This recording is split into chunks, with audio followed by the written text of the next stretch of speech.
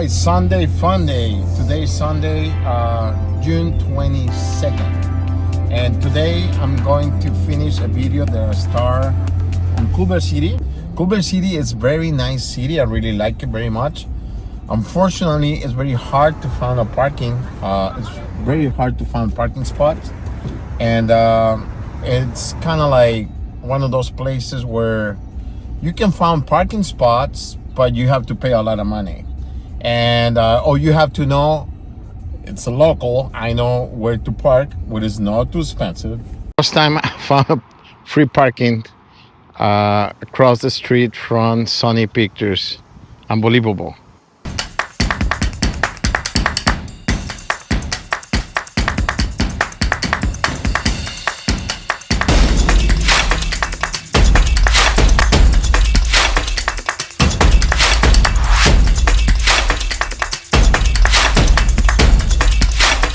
Every time I drive past this entrance, I feel like I'm looking at the birthplace of Hollywood's imagination. This is the historic colonnade entrance of the Culver Studios, one of the oldest surviving film studios in the world. These columns were first built in 1915 and 1916, back when Culver City was barely a town and Hollywood was still just an idea. The man behind all of this was Thomas H. Ince, one of the true pioneers of cinema. He came here before Culver City even existed on the map, convinced that this land could become the next great center of filmmaking. He built his studio with a very clear vision: order, structure, and storytelling at a scale nobody had imagined yet. This classical colonnade was designed to look grand, elegant, and almost governmental, because Ince wanted the public to understand that filmmaking was becoming an industry, not just entertainment. This was Hollywood declaring itself to the world. After Ince passed away, the studio came under the ownership of some of the biggest names in the Golden Age: Cecil B. DeMille, RKO, Selznick International, and eventually Metro-Goldwyn-Mayer. During these decades, this entrance became a silent witness to the creation of some of the most important films ever made. Right behind these columns, cameras rolled for Gone with the Wind, Citizen Kane, and dozens of classics that shaped the language of cinema. Imagine the actors, the directors, the writers, the crews, everyone walking through this very gate day after day without knowing they were about to make history.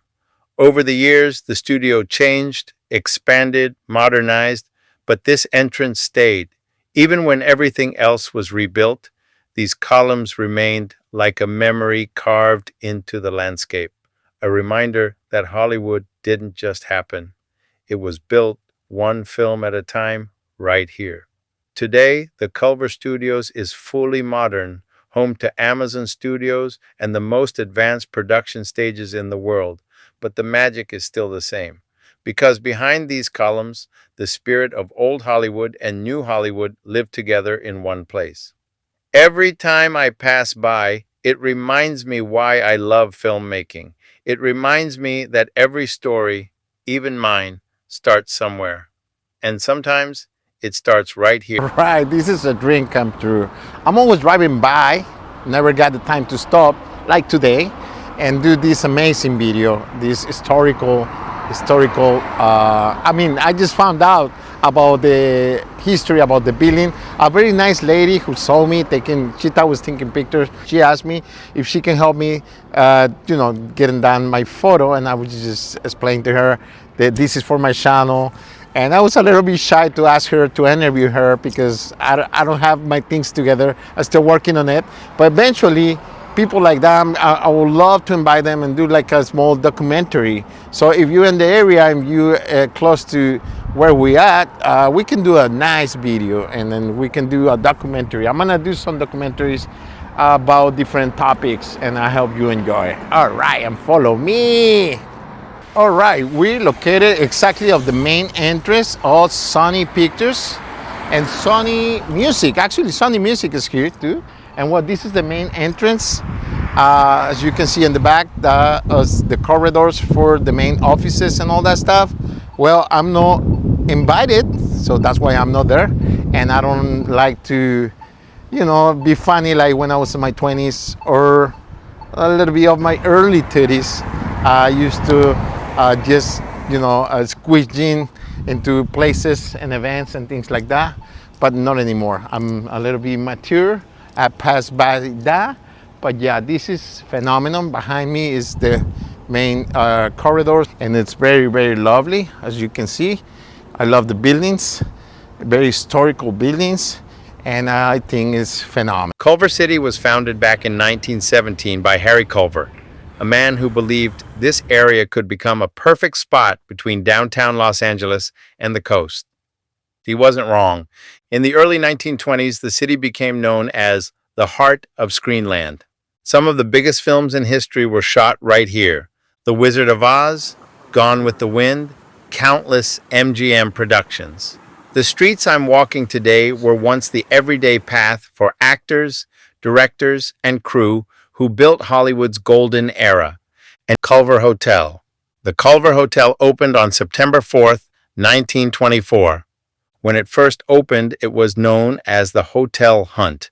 Later, it became the Culver City Hotel, and eventually it took on the name we know today, the Culver Hotel.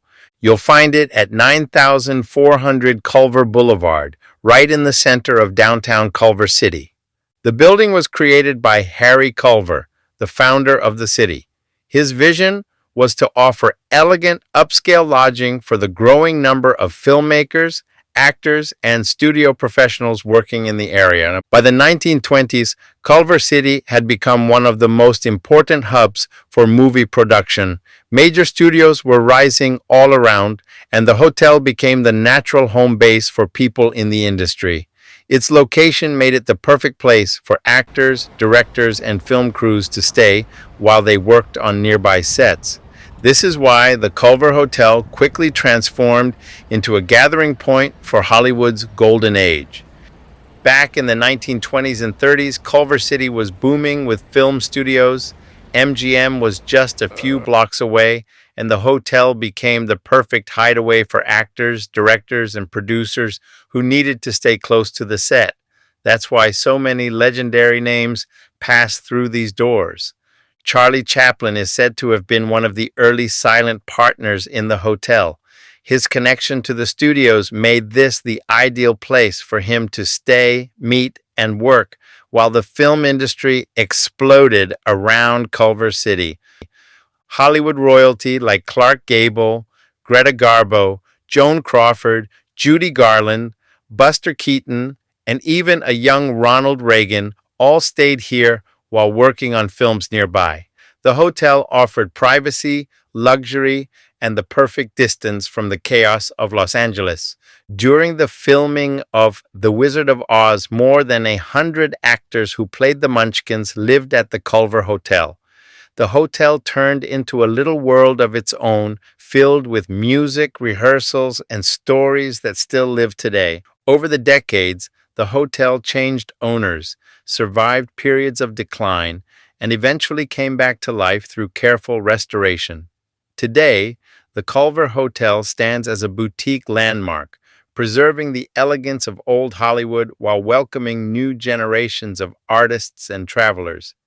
This building isn't just a hotel, it's a living time capsule of Culver City's history, where every room and every hallway carries the footsteps of the people who helped build the magic of the film industry. If you made it through here, well, thank you for watching. If you're interested in more content like this, don't forget to follow me. Instagram, Neto Agras. My name is Neto Agras, Neto Ernesto Agras. Thumbs up if you really like this video. And don't forget to subscribe for more content like this. And I will see you on the next video. All right. And follow me. Don't forget to follow me. And I follow back on Instagram, Neto_Agras. That's my Instagram. And you can go to my website. I got so much merchandise you can buy for supporting the channel. Thank you so much.